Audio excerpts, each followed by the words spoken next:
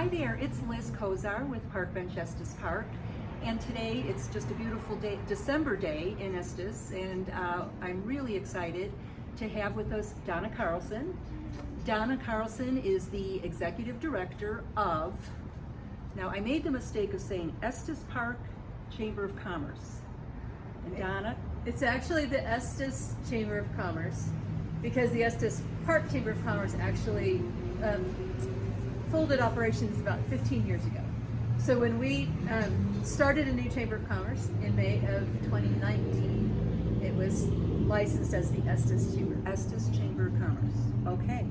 And Donna, you joined at a really precarious time, March of 2020, that's this year, and we all know that's right about the time. I started the week that the governor shut down the quarantine. When he started the quarantine, and I wasn't even sure if I could come and work in the office. And yeah, really great time to start a new position. And you know, for those who aren't aware of exactly what a Chamber of Commerce is or what a chamber does, would you mind speaking about that? I'd love to share, because it's really different in every town. And in Estes Park, we have decided that the chamber is solely focused on business. We are funded by our members. I report to a board of directors. So really, our members and our board, those are my boss. And it's really a good place for the business community to have a voice with all the other entities in town, like the actual town and mayor and the board. We also represent the voice of business with county commissioners, with the Northern Colorado Legislative Alliance. We have alliances with different chambers across the state, both in Larimer County and different tourism towns across the state, so that we can share good ideas and actually use other people's good ideas, because that's the way the chamber community really works. So if someone's a small business owner, rather than trying to do a lot of these things on their own, talk about some of those benefits and how they would join. Well, and when you think about the voice of business, think about it as a volume knob on your sound system. The more members you have in an organization, the higher the volume. So when we want to petition for some change that will benefit business, it helps us to have a stronger voice by having a larger volume of voices for that initiative. For instance, right now, because of the level red with the COVID situation, we are petitioning the state to allow us to create a system to level up and change the level at which we're operating so that restaurants can open. And the state is going to be more interested in what we have to say when we can talk about the number of businesses that we represent. So right now we have a petition going around with 96 signatures, and that helps us to have a stronger voice. We're also working together with other organizations like the Lodging Association for an appointment to work with the Realtors Association. We work with other associations so we can have a louder voice. And that makes sense. Rather than I making a call and trying to get something accomplished, we're grouping together. Exactly. As business owners. Yeah, that volume really counts when it comes to moving, especially people who have a vote at the county or state level. So talk to us about, this might be funny in this time, I'm guessing challenges are huge. Yeah, it's a challenge every day. Yeah, tell us a little bit about that. We're interested. I like to joke about the fact that every week I go into the week with a set of priorities, and usually by Monday noon I know that I'm not going to hit my list. Something new always comes up, and it already has this week. I've already been derailed onto another path, and it's okay, because as long as I'm serving our members, then I'm still doing what I've been brought here to do. I just have to constantly shift priorities. And honestly, I think that's good, because it reflects what our business community has to do right now. In order to operate, we all have to have contingency plans. We can't count on one plan to work like we normally could when we can control the circumstances. Yeah, and especially in this climate and all the circumstances going on, we have to be kind of quick on our feet and be able to change. So how would someone, a small business, how do they become a member of the chamber? That's really easy, because we have a membership page on our website at esteschamber.org.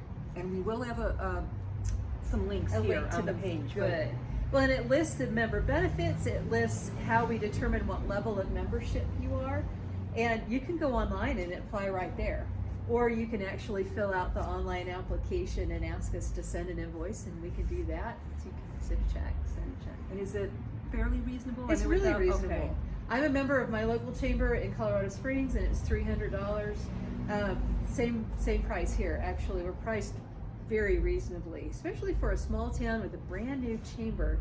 This town hasn't had a chamber in a long time, and it's hungry for what we provide. Yeah. And we have to remember it's really been a short time. Mm-hmm. I mean, March that you've been that here, I've been here. to be able to get things moving and growing. We've tried to do a whole lot in the time that I've been here, and I'm learning a lot about the fact that the town's not necessarily ready to move as fast as the chamber is, because this town is completely focused on tourism for the entire summer. And this year we had a strong shoulder season, so we were busy into October, right up until our evacuation. Right. So Another thing that, right? Well, and I thought, well, great.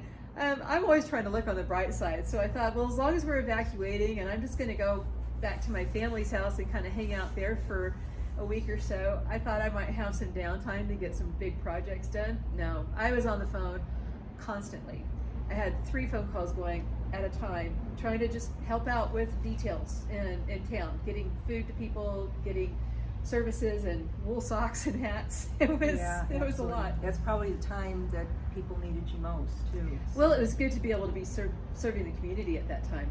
I'm finding that starting in the middle of a crisis has turned out to be actually a benefit for the chamber, because I was able to tell my board, I'm not asking anyone for money right now. I'm going to serve the community for the next 90 days, and then we'll talk about membership.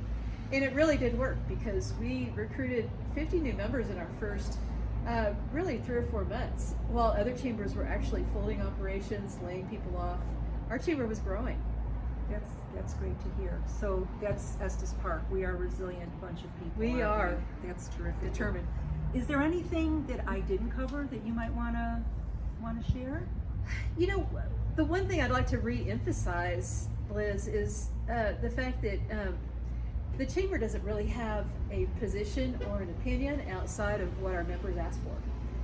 And when sometimes people are in the habit of lumping the chamber in with other people who are making decisions on behalf of business, and I have to remind them, I answer only to our membership, and I will take a poll to make sure I represent members equally before I state a position on anything. And I take the position of Switzerland when it comes to anything that's political, anything involving town decisions, or Visit Estes Park, which is partially funded by the town. I'm constantly campaigning on behalf of business with all of those entities to try to bring a balanced point of view. So really, when people are concerned about things not happening the way they would like or fast enough, I'm always curious why they don't call me, because I'm the logical place to call if you want to get stuff done. Well, I think that's something for people to remember. Yeah. I mean, you have been available. Well, you know that I put my phone number in every email. Yeah. There's no way you can't find me. So that's. But I'm glad you brought that up. That you are there for a reason. You are there for the businesses. That's what the Park Bench page is all about. It's all about our community. Yeah. Keeping people happy, strong, making this the great place that it's always been to live and work and play. So Exactly. I love that. That's the mission. All right. That's great, Donna. Hey, thank you so much for your time. Again, we're going to have all the links to the Chamber of Commerce, the Estes Chamber of Commerce website. And if you have any questions, we'll post Donna's information. And again, if you own a small business or know someone who might be interested in being featured on the Park Bench site, don't hesitate to reach out. I'll put my contact information here as well. Nice. All right. Everyone, take care. Thanks.